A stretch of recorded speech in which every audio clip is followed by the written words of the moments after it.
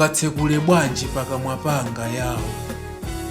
Ndati ndingayankhule motani kuonetsa kulemekeza ubwino wanu, poti wanga moyo unalisanza popanda chanu chikondi. Onani yawe munayamba kundilenga nandipatsa zondiyenereza. Ndachimwa simunatope koma kudza mwana wanu kudzandifera pa yosalakwa ya pamtanda imfa. Mwandiwombola koma unkhutu kumve osatha. Ndati muzonse simunanditaye yawe. Mwandipulumutsa pa msewu paja. Inagubuduka basi. Miyanda inapita koma ine wamoyo ndinatulukamo tate. Chanu chikondi pondikunda. Ndinene bwanji tate wanga. Si uja anandipaka mulandu Yehova. Munandipulumutsa mwa adani m'manja. Aja mkati wanga wa chikondi sindidzamuona. Koma Yehova anu mapulani aine munayikamo kale m'mabuku anu. Lero si uyu nanga. Ena anayankhula kuti ndine wolephera pa dziko, poti kuthekera kophunzira panalibe. Koma lero manyazi awo, poti ndine wasauthenga wachauta kachenjera. Ndakomana nayo Yehova minyozo, poti ndinkati ndikayenda kwa anthu opembedza chinali choseweretsa. Ndinkati ndikauthira Yehova, maso alipyuka amba kachamba. Monyokodola opanda chikondi ankati ndidzakhala nkhuni za ku Jehena. Koma yawe munandisinda.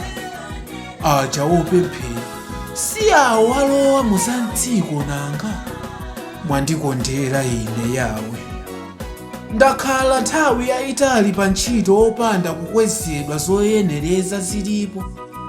Abwana anafuna langa thupi, pokana kuopa inu yawe.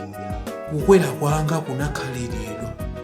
Lero mwawachotsa, ine ndine tsopano ndili pano.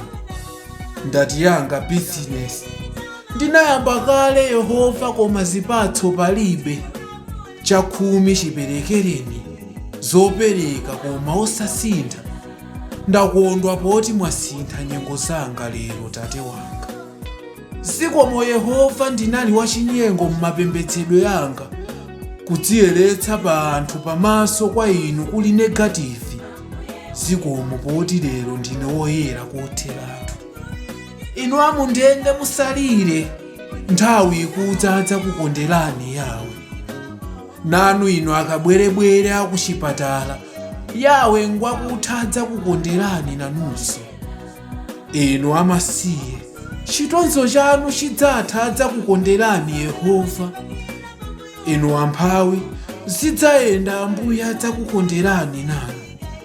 Osowa ndalama ya sukulu, ndati osalira mulimu wake mapulani Yehova. Nanu pa ntchito, siyani chinyengo tsamirani kwa iye wokonderedwa mwachilungamo. Inu nonse omwe uthenga wanu umakhaliridwa, khalani chete Yehova alipo. Chofunika ndiko kuthanga wake ufumu.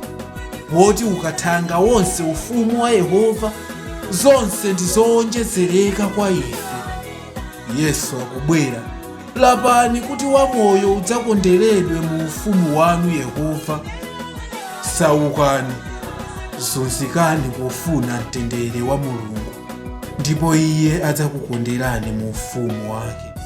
Mwandikondera Yehova.